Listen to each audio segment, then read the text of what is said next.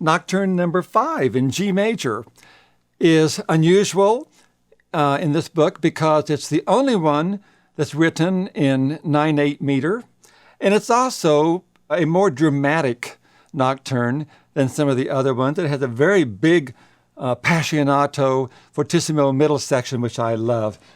Starts off like this.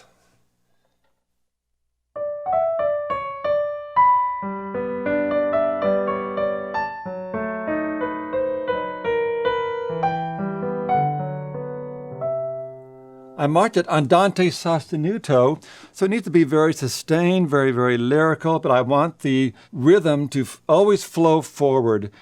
We don't want to play this one too slowly because it'll just lose the beautiful lyrical nature of these long, long lines. Over in measure 16, you'll hear in the right hand that E flat going to the F sharp, which definitely gets us right into the parallel minor, G minor of this key. And this is where the middle section begins, and it becomes very, very passionate and much, much bigger in sound. Let me start in measure 16.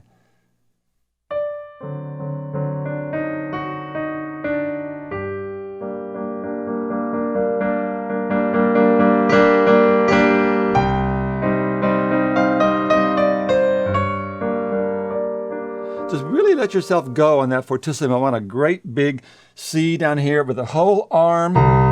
Really play into the depth of that key to get that big, rich sound.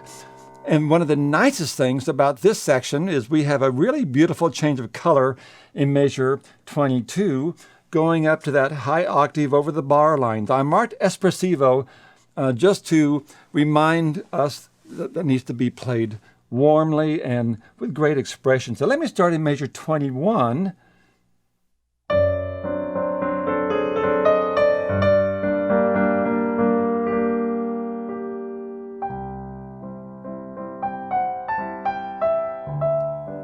This is not only a very expressive leap, but it's another surprise.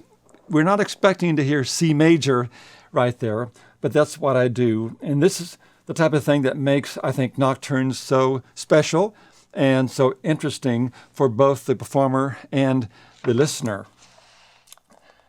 In measure 33, we have kind of a return to the A section, but what I do is, as I change the melody line just a little bit, Chopin loved to do this in his nocturnes. He would make very, very minor changes in repeated melodies.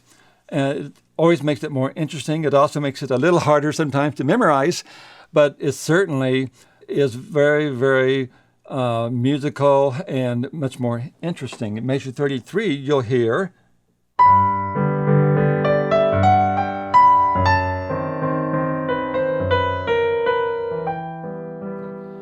instead of I go. You see? So it's a little bit of variety there, but it just is more interesting to listen to and to play. And at the end of this nocturne, starting in measure 43, our left hand goes over the right hand on just black notes, and the right hand simply has G major chords in different inversions, which feels very comfortable in the hand.